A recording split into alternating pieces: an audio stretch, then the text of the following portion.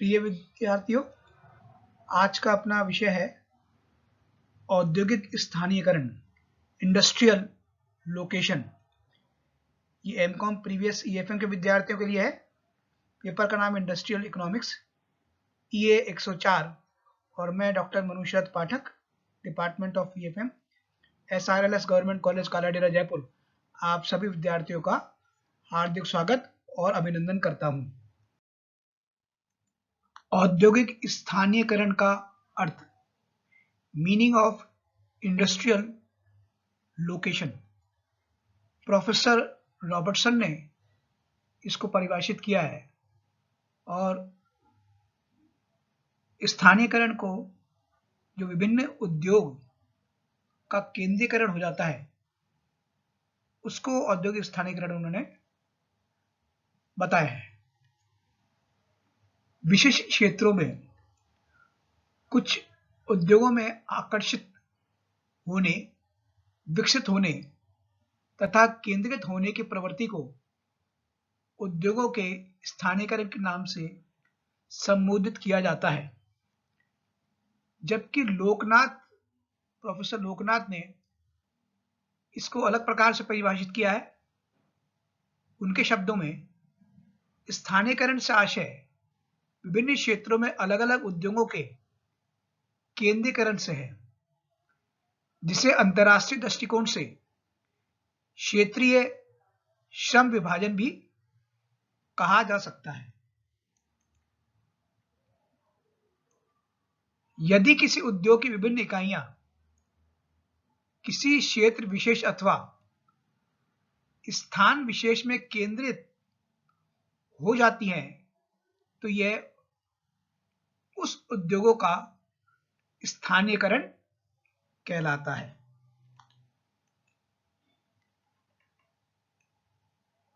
इस प्रकार ये कहा जा सकता है कि स्थानीयकरण उस क्षेत्र में होना चाहिए जहां उत्पादन एवं वितरण की प्रति इकाई लागत न्यूनतम हो। प्रोडक्शन एंड डिस्ट्रीब्यूशन जो कॉस्ट है वो मिनिमम हो, वहां पर स्थानीयकरण होना चाहिए। जहां उस वस्तु की अधिक से अधिक मांग हो, डिमांड वहां पे जहां अधिक हो वहां स्थानीयकरण होना चाहिए, जिससे कि अधिकतम लाभ प्राप्त हो सके। इस संदर्भ में डॉक्टर टीआर शर्मा का कथन है, अवैज्ञानिक स्थानीयकरण राष्ट्र में उपलब्ध साधनों के दुरुपयोग को प्रोत्साहित करता है। ऐसे हालत में उद्योगपति को कम लाभ प्राप्त होते हैं, पूंजी विनियोजनकर्ता को कम प्रतिफल मिलता है तथा उपभोक्ता को अधिक कीमत देनी होती है। इसलिए सही स्थानीयकरण बहुत महत्वपूर्ण है। स्थानीयकरण का क्या महत्व है, क्या इंपॉर्टेंस है? जब इंडस्ट्रियलाइजेशन हुआ था तो प्रारंभ में तो स्थानीयकरण को महत्वपूर्ण नहीं माना गया था, लेकिन जैसे जैसे उद्योगों का विकास हुआ वैसे वैसे स्थानीयकरण को महत्व बढ़ता चला गया।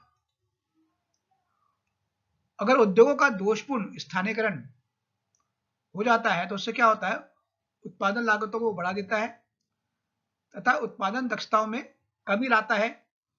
ऐसे उद्योगों की जो प्रतियोगिता क्षमता होती है वो घट जाती है। न्यूनतम मूल्य पर श्रेष्ठतम वस्तु का उत्पादन करने में अपने को ऐसे उद्योग जिनका सही स्थानीयकरण नहीं हुआ है वो असमर्थ महसूस करते हैं। अविवेकपूर्ण स्थानीयकरण अनेक बाधाओं एवं समस्याओं को जन्म देता है, जिससे उस देश के औद्योगिक विकास को बहुत बड़ा आघात पहुंचता है। ऐसे अनेक उदाहरण मिलते हैं जिनसे यह सिद्ध होता है, जिस उद्योग का स्थानीयकरण जल्दबाजी में तथा अवैज्ञानिक ढंग से किया गया है वे कुछ समय बाद या तो बंद हो जाते हैं या उनको सरकार से अनुदान लेना पड़ता है। अतः यह अत्यंत आवश्यक है कि उद्योगों का स्थानीयकरण वैज्ञानिक सिद्धांत के आधार पर ऐसे स्थान या क्षेत्रों में किया जाना चाहिए जहां उत्पादन के समस्त अथवा अधिकांश घटक सुविधापूर्वक उपलब्ध हो तथा उत्पादन की लागतें न्यूनतम हो। तभी वह देश सुदृढ़ औद्योगिकरण की दिशा में आगे बढ़ सकता है। औद्योगिक स्थानीयकरण के महत्व को जॉन ए शोबिन ने अपने शब्दों में व्यक्त किया है। उन्होंने कहा है, यदि उद्योगों का स्थानीयकरण विवेकपूर्ण भौगोलिक विशिष्टीकरण के अनुसार किया जाता है तो प्रत्येक प्रदेश स्थानीय मानवीय और भौतिक साधनों के अनुरूप उत्पादन कार्यों में विशिष्टता प्राप्त करते हैं। यानी विशिष्टता का सीधा सीधा जो कारण है वो स्थानीयकरण है, और इसके अलावा और साधनों का सबसे उत्तम उपयोग करके कम लागतों पर वस्तुओं का उत्पादन करके उस प्रदेश की प्रति व्यक्ति आय में वृद्धि करता है। तो इसलिए स्थानीयकरण बहुत महत्वपूर्ण है।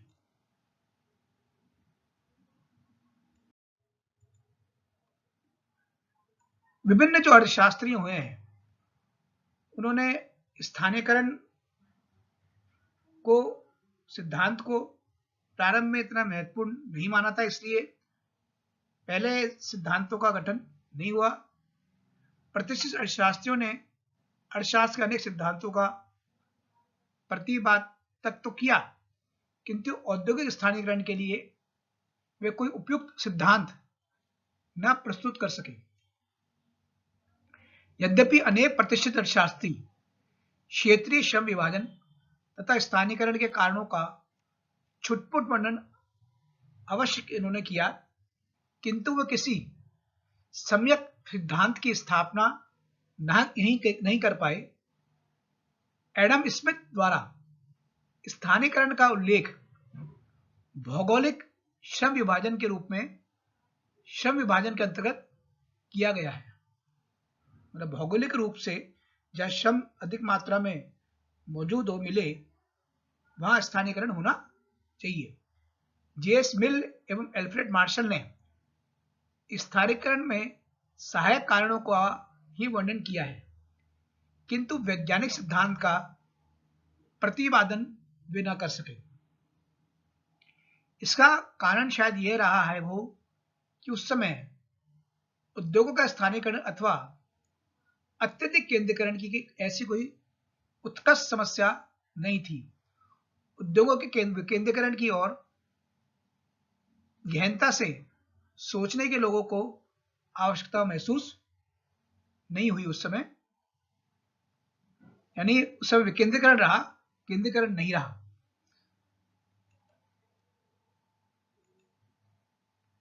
स्थानीयकरण का सैद्धांतिक विवेचन सबसे पहले रोशर ने एक लेख में किया, जिसका समर्थन अमेरिका के प्रोफेसर E.S. रोस ने सन 1895 में प्रकाशित उद्योगों का स्थानीयकरण नामक अपने एक लेख में किया।